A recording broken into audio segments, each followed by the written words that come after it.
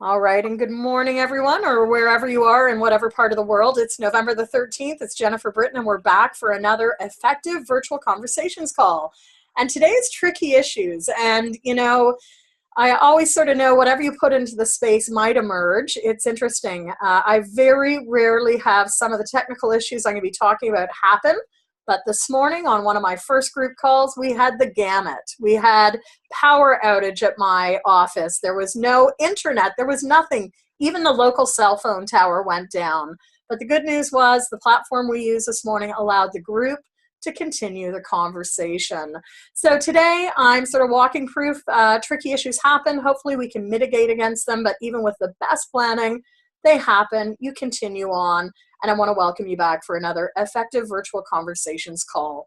This is probably number 7 or 8 in the series that I started this summer as the new book, Effective Virtual Conversations, came out into the world. I've really enjoyed welcoming different people dropping in every week, and we do have someone new with us today. I want to welcome you and want to invite you to bring your questions as we go. So here's like the lay of the land. I'm going to keep it to 30 minutes, and we're going to look at a couple of the core areas of challenge in a virtual domain. We'll explore very high levels some of the tricky issues. In fact, I'll be pointing to a number of resources I hope you'll follow up with after the call, because we can't really address all of them in really the attention that they all need. But we have multiple types of personalities, and people show up in our rooms virtually and in person every day.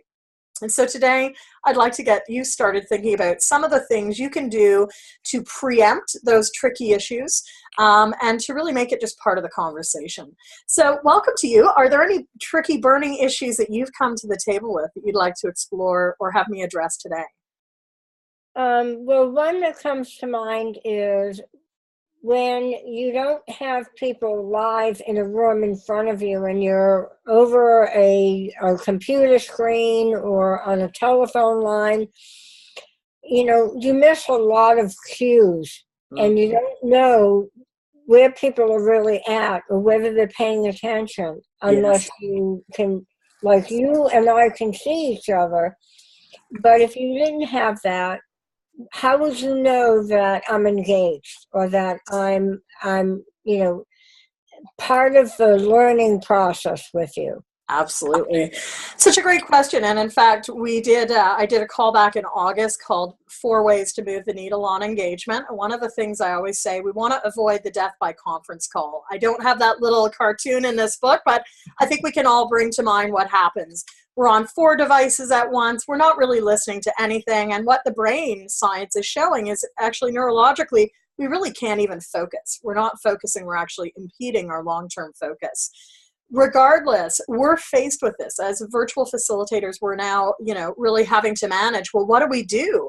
And so 1, we want to keep things engaging and compelling. And 2, we want to make sure that our style of facilitation is a little bit different. So just as I've asked you right now, even before we started recording, I said, would you be comfortable to have, to be on recording so that we can be in dialogue? Because even with 2 voices, that is starting to cut through some of the noise. We can use things like annotation. And in some of the past calls, I've given the opportunity for people to annotate on the screen so that we can actually see people's words coming up. Again, with technology, as much as we don't always need the video streaming, we do want to make sure that we're using the right platform. And some of the older conference call lines, even though they serve their purpose and they create a benchmark that works for everyone, because we can't have tools to get people to engage as much, it's in some ways it actually impedes the conversation. So the tool that we always have is questions. And many of you that have been early adopters of the book are coaches. You know how important it is to ask questions that will allow people to stop and pause, prompt thinking. And part of that too is building into our time these questions that we can be putting out. So we do want to layer those in, just as we're doing right now. I wasn't going on for 10 minutes before inviting you to interact with me. So we want to bring people as early as we can into the room to help them connect with what's in it for me. So already I've pointed to one of the many calls. If you've missed any of the calls, here's our listing of what we've covered already. They're all available for you to download at this moment in time from effectivevirtualconversations.com. So everything from breakouts to platforms. What we're also touching on here is what is the best platform for the program or conversation that you are engaging in. And what I like, again, we're using Zoom as our platforms. What I really appreciate about Zoom on many different levels is people can call in, people can use their computer. They can be on video, they can just be listen only. The recording captures, of course, the screen. So that's an extra benefit if someone's on the road and has to dial in or watch back later. So there are many different options. One of the things that we did in the October 2nd call was look at how do you use breakouts. So we had people using breakouts, which is another great way to get people to engage. And in fact, there are several phone-only conference calling lines that do have breakouts in addition. So I would say, you know, even if you're not streaming and you can see each other, using some of these strategies, questions, breakouts, pausing and going around the virtual room, calling on people or inviting people to check in and say, hi, it's Jennifer, I'm here, here's what I think. Those are the strategies we want to use to make sure that it's engaging. So let me throw it back to you. And like, what's, do you have any upcoming groups that you are going to be facilitating soon that you might be able to use one of those strategies? Well, I'm in the planning stages now, and I want to pull together a group of high potentials in organizations who maybe feel isolated, or who, I'm not really sure what their issues are. I need to find that out by interviewing people. Yes. But like what you have on the screen, I have a feeling that some of their issues will be around being connected with others, or how to connect with others. Trust is always an issue. Feeling comfortable expressing their opinions, their ideas, and not worrying about consequences to doing that. In other words, not fearing any consequences, but being open enough to do that. Mm-hmm. And that's such an important, you know, as you can see here on the screen, we typically have tricky issues occur when people aren't feeling heard, they're not feeling valued or connected, and they're especially not feeling safe. So depending on your role, whether you're coaching or facilitating, internal or external, this is something that we will always want to be creating, that safe space for people to show up, that where they don't feel that they're going to be ridiculed, where they're going to be, you know, lose their job because of something that they're saying, and that we have trust across the entire group. So this is another layer that I have continued to write about in the last decade in my work as a group and a team coach, is how do we create that trust and connection? And without it, it's very, very difficult. And it means in the virtual space, we need to take time, right? We can't just jump into a virtual group from the get-go, whether we can see each other or not. We need to make sure that these things are discussed, implicit, and it takes time. It takes time to build that connection and trust. It's not something that's going to, you know, materialize overnight. So with that, you know, these are the elements. When we don't have these things in place, this is where the tricky issues emerge. And what I'd like to do in our call today is that, you know, as much as there are tricky issues, we're also tricky for some other people. So we need to be aware of our biases. We need to be aware of how we may be creating an environment which is feeling unsafe, how we may be unclear to people who are jumping onto our calls. It's a two-way ownership. You know, tricky issues that you're concerned about, we've already heard from you in terms of, you know, it might be, you know, how do you deal with groups that you can't see each other? Many times I get questions around the technology. What happens if you drop off? Well, this is where practice makes perfect, right? You need to be sure of the platforms you're on.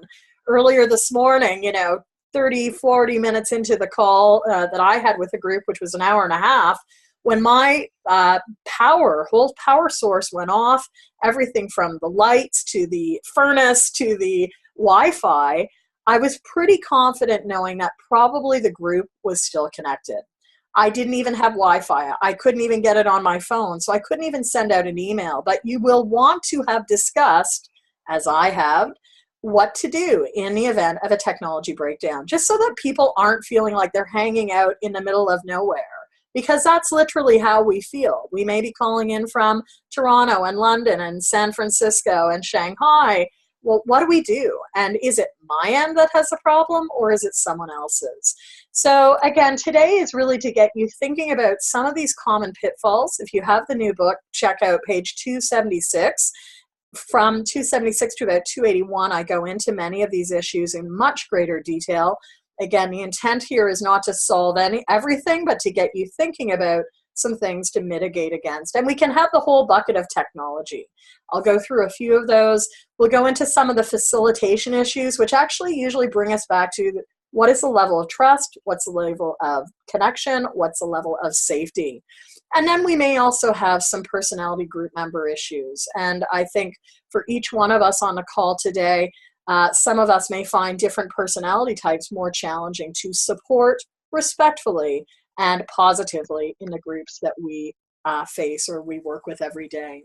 So I highlighted on the weekend a couple of these pitfalls. Technology does not work. I've talked about that already, really had the technological meltdown this morning.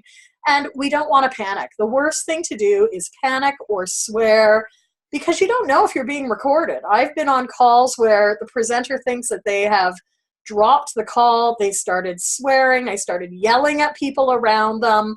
They didn't realize that hundreds of people were still with them. So technology does not work. It's likely, it's probable. We want to actually figure out for ourselves, what's our contingency plan? Are we using a platform where we can go on our phone and access using an app? Do we have dial-in codes written down, not just on our computer, but do we have them written down? Do we even have participant email addresses written down in the event that the power goes out? Do you have their phone numbers? Can you reach out to them if it's a group that you're working with on an ongoing basis? Because technology will happen. So just get into the practice of mitigating against it. Part of the technology can be your system, the system, other people's system. I think one of the best practices is just to get comfortable enough with all the platforms you're using so that you can help others navigate. And when in doubt, you are not the technology expert, so make sure you're pointing people to the resources available, whether it's a tutorial or other that the platform creates. Because there's nothing worse, again, when technology does not work and maybe a person doesn't feel connected because they're the one in the group that can't get their video running or has a unstable voice, that also starts to erode trust and safety and connection for that individual. So you want to make sure that you're doing troubleshooting if you are meeting on a regular basis. And some of you may know that in a lot of my group programming, I have a regular one-on-one touch point. So it may only be 10 or 15 minutes every week or once a month, but it's a touch point so that if someone is struggling with some of these technology issues, I can jump on with them after the group call, not during the group call where everyone's getting frustrated and tense because, Jennifer's spending time with that one participant again. We want to make sure that people, before they get into the group, have those technology issues as ironed out as best as possible. And so if you are doing any pre-work, pre-calls, do it on the platform you're meeting on, just to run through those wrinkles. Now, some of these are smaller, bigger than others. Obviously, technology does not work as a little, in some ways, bigger than you lost your presentation or can't upload it. But if you're facing a virtual room of 100 or 300, you want to make sure you have a backup copy. You have a paper copy, and you have worked with the organizers to figure out what happens in the event of the presentation can't be seen from my screen. Will you have an extra copy? And if so, will you run it with me? Number 3, I'd highlighted on the weekend, once I got back onto the platform this morning through my phone, I was finally able to get on via my computer. And so I could see myself twice. I could see myself like this and from the side from my phone. But as soon as I let go of the phone app, my voice was not coming through the computer. So I had to do some troubleshooting, and I knew it was going to take more than 2 minutes. So what I did was I set up some breakout rooms, got the group who could still hear each other to go into breakout and use a question that I shared via chat. And they've been together for long enough to know what to do, know what to look for, You really have to trust in your group's ability for problem solving as well. And they know that, any group I work with, I let them know they're an important part of the process. So group not hearing me was fine. I was able to troubleshoot that. And by the time they were back in 3 minutes, I had my audio working and we could just keep going. I wasn't, sweating that much.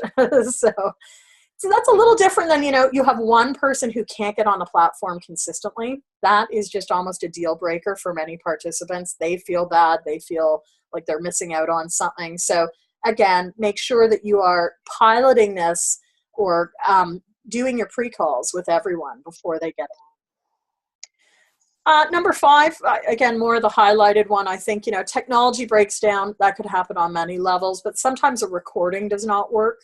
If you are, there's always sort of like a non-guarantee that we're going to try and record, but something may happen so that we can't record. So you'll need to think about, do you need to set up yet another recording? Maybe that's not contingent on your system or the organizer's system, just in the event that you can't record. If you are recording, though, you need to be very careful on, are people giving agreement? Are people even verbally saying it's fine to share this? And if it's a public call like I'm doing here, making sure that people who join me are okay with me sharing that before we actually do the recording. Number 7 is just a big one, I think, and we've done other calls on marketing. I think for many there's a concern, not a pitfall, but a concern that maybe no one shows up. What if no one shows up? Well, the nice thing is in the virtual realm, you can still do a call. You can run the call, you can record the call, and it doesn't matter whether there's one person or 20 people on a call. What I would say, though, is you still leave pauses for people to reflect, take notes, or, write for themselves what their biggest question is. If you are, really looking at fewer registrations over time, that becomes a marketing issue. As I said, we did a call in October on marketing and filling your group programs virtually. It's a much bigger conversation than just a 30-minute call. But anyone interested, happy to share more. And I've done this through other programs that I run, namely the marketing tips for your group and team programs. A lot of this is knowing your client, knowing your strengths, and continuing to let, people know in a valued way what you have coming up and on the horizon. So I'm going to keep us moving. I just want to pause though and see, for you so far, which ones have you connected with? Which ones have you been concerned about, or are you feeling more confident about? So I'm really at the beginning. I haven't run any virtual group calls yet. But I think what worries me is that one person or maybe no one will register or show up. Mm-hmm. So I can agree that's a marketing issue. But more importantly, I'm on Zoom as well with my one-on-one clients. So I need to figure out how to work with groups on Zoom. Yeah. And so becoming most familiar with the technology and the platform is critical. Mm-hmm. I mean, for me, it's a deal breaker if I don't know how to use it. Yeah, and it's a deal breaker for so many, and I think it's like this is such a common theme that I'm hearing across individuals and professionals, coaches, consultants, trainers, leaders being unsure as to how to use it. And, again, part of it is just practice and seeing it in action, doing it yourself, right? The nice thing about Zoom is depending on how you set up your platform, you can invite friends and family members. I was saying this at a recent call, like just getting into practice, but it's also seeing it modeled in a way that works. And in fact, Monday afternoons this fall, I'm running the Virtual Facilitation Essentials, which is really the backdoor look at what happens. And I'll be offering that again in 2018. So it's the newest of the Essentials program, but it's 5 weeks to really see the back door of all these platforms. How do you put people into breakouts? What do you like about breakouts? How do you use annotation? All of these things, because it's not naturally intuitive. And every platform is also different. So read the book, though. That's why I wanted to also write the book, because it goes into a lot of these different things, at a price point. 400 pages for $35. So not to toot my own horn, but want to give you a few more pitfalls. Number 9, which is really, I think to me, we can overcome a lot of the technology issues, but it's a group issues that we really do need to keep an eye on in the bigger picture. So when people don't feel connected, that is a really concerning issue. We want to make sure that people do feel connected, whether it's, again, making sure that we're having more smaller paired discussion, because if people are in a group of 10 or 8 or even 6, 15, sometimes they don't feel connected because they may feel that they're being talked at all the time. And this is where breakouts become so important. So really looking at your different engagement strategies again. And I would refer everyone back, of course, to the August call on moving the needle on engagement, which helps to really break through that multitasking mindset. And those are different issues than when we have different or difficult personalities show up in the room. And so this is taking me back to a lot of work that I've been doing over the last decade, well, more than decade, because I started doing train-the-trainer work virtually in like 1999. So many, many, many moons ago, as we were still very much in the phone-based environment. And I think for facilitators, coaches, trainers of all kinds, we have, it doesn't matter what country we're in, what nationalities we're working with, and I say this as someone who has worked globally, variants of these type of people will show up in your room. They may be of different genders, they may be of different nationalities, you may be in a different context having the conversation, but to each one of us, there is usually a couple of these types of participants who show up. So I'd like you to all just take a moment to zoom in. If you're listening to the recording, you can take a pause. You can actually pause the recording for a moment. Birna and I are here ourselves. And, I would say probably one of my most challenging types of participants is maybe the dominator or the challenger. Those are always the ones that sort of like make me go a little, and I've learned over time that, usually those people really want to be the center of attention. They want to be up here with me, whether they want to be flip charting, taking notes, doing something. I've learned that really one of the best strategies to supporting those types of people and sort of managing their need to be seen is give them a task, give them a role. And usually because they're busy doing that, they won't have time to push back, challenge back, be as verbose. But I have an article that was published last year, 2015, on the Coaching Tools Company website. I will send a link when I post this, but it goes through different strategies. Again, there's not one right strategy in supporting all these types of learners, but I would say, there are different approaches we can try. Ultimately, though, we want to make sure that we're being respectful. We want to set a positive tone. And we also want to be firm. We want to be firm on what's acceptable and what's not acceptable in our rooms. And that's virtually and in person. So just as we would in a face-to-face context, virtually we want to really, I don't want to say get on top of, but it really is address issues immediately rather than let them ripple out, because this erodes trust and connection very quickly. So Virna, you're like my group member of the day. What would you say is your most challenging? Maybe we can talk about that for a few minutes. So there are a couple. One is the person who is very verbose and talks nonstop. You can't get a word in edgewise. They have to tell their story. And the other one is, well, I have found this to be more true, not virtually, but in live in-person groups, is all the sidebars, all the side conversations. Yes. Very disruptive. Very disruptive. And I'll jump into that sidebar one because we've all been there. We've seen it. We know how disruptive it is. A quick little tip that I picked up years ago was, using your body in a way that is sending a message. So when I say that, let me be explicit here. What I will typically do if there's a sidebar conversation going on in a room, I will physically move to that part of the room to stand and start talking by those two people. And it's a bit of some people said, well, isn't that passive aggressive? And maybe that's naturally Canadian. We're a little passive aggressive at times, but it's like saying, I can see the issue. Here's, the thing. And usually I found that's enough for people to sort of tone it down. Sometimes, though, there may be something really important going on. And I was sharing this with another group I had an instance about 2 years ago in a training room that I was facilitating in. It was an all-day program. I didn't know the people. I couldn't meet with them beforehand.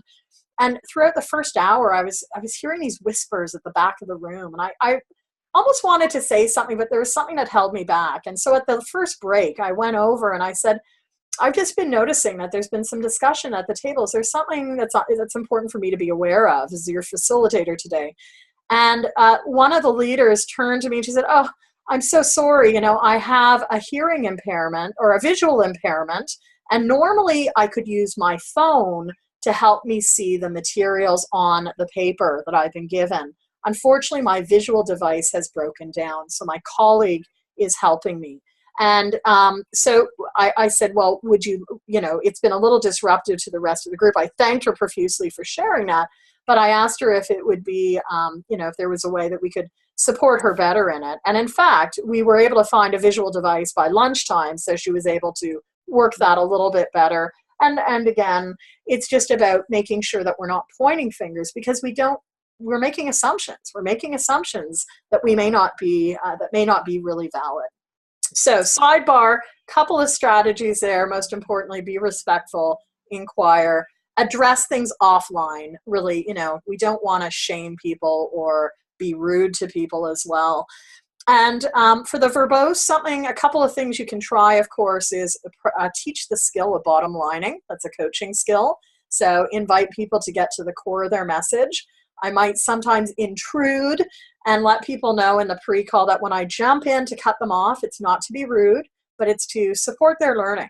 And sometimes I'll ask the question, if you were to summarize this in 2 or 3 sentences, what would those sentences be? Or what's the 5-word soundbite around this issue? And maybe, the person does need to explain it a little bit more. Well, put people in breakout and or get people to write it down, right? Or offer them a one-on-one conversation around this. So there's lots of different things we can be doing. Again, it's about really thinking through what are the different strategies you have at play. So some mitigation factors overall, I've said it a couple of times in the call, we want to use pre-calls, we want to connect people with each other, we want to use a variety of approaches and really meet people where they're at in a respectful way, but a firm way. If you can, it's useful to connect people with the what's in it for me or their own goals and experience. And then we want to leverage and create shared experiences together. So that's about our time. I'm leaving most of these calls now with an invitation for you to identify your next steps or your top 1, 2, or 3 bullet points. Some of us would just say, what's your next step? And I think often it's like, what's the thing you're going to action this week? I'll invite you to do that as I just go into a reminder of some resources for everyone. If you're listening to this, pause and then you can start again. But I am continuing to do, probably until the end of the year, a series on virtual and remote team exercises. If you're working with virtual and remote teams, check out the Teams 365 blog. That's my daily blog on leadership over at potentialsrealized.com. And a number of different programs related to our topic today. Again, we just started the Virtual Facilitation Essentials, where you can get some of this practice, but it'll be back in the new year. So on demand, if you're interested in marketing, check out the marketing tips for your team and group programs. And our next calls, it's not even on this list, next call is going to be Monday, December 4th at a different time. It's going to be at 11 a.m. because it's going to be a 45-minute call. And on December 4th, I'm going to be doing a design hack. So if you have a program that you want to create for 2018, join me either for the full day. I'm doing a virtual retreat that day, or you can join me for the 45-minute design hack. And then our second call in December is Monday, December 18th, setting people up for success, and that's back at the 11:30 a.m. Eastern time frame. I will post these, as always, over at the Effective Virtual Conversations community call page. And I want to thank you for joining us today. So, Bjorn, as we go to wrap up, what's your biggest learning? What's your biggest take forward from today's call? So I would say it probably is the notion about knowing your technology, knowing your platform, not panicking, but being prepared, anticipating you know, it's like Murphy's Law. What can go wrong does Yeah. usually, and being prepared for that. Absolutely. So that's a big one for me. Wonderful. Well, I'm so glad that you joined me, and I hope you'll be back for one of our December calls. There's my call. I'm going to let everyone go. Have a great day, everyone. Take care. Bye-bye.